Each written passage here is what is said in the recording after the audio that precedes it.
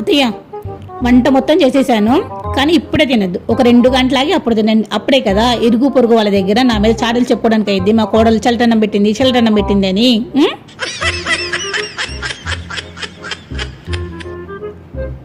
అత్తయ్య ఏంటి డల్గా ఉన్నారు? మా అమ్మ నాన్నని తిట్టండి అత్తయ్య, అప్పుడేగా మీరు హ్యాపీగా ఉండేది. తిట్టండి అత్తయ్య, ఏం కాదు, నేనేమనుకోను. తిట్టండి. అత్తయ్య ఇదిగోండి టాబ్లెట్ తీసుకుని, ఇది జలుబుకి, ఇది జ్వరంకి, ఇది కాళ్ళ నొప్పులకి. ఎందుకంటే మీ అబ్బాయి వచ్చే టైం అయింది కదా, మీకు నొప్పులన్నీ వచ్చేస్తాయి కదా, అందుకే ముందే తీసుకొస్తున్నాను. తీసుకోండి.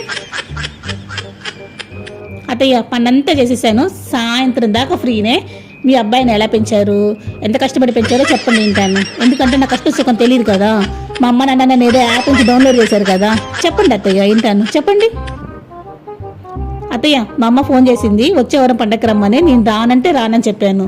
అక్కడ పండగకి వెళ్ళాను అనుకోండి, మన ఇంట్లో పని ఎవరు చేస్తారు అత్తయ్య? నేనే చెయ్యాలి కదా. Don't forget to subscribe.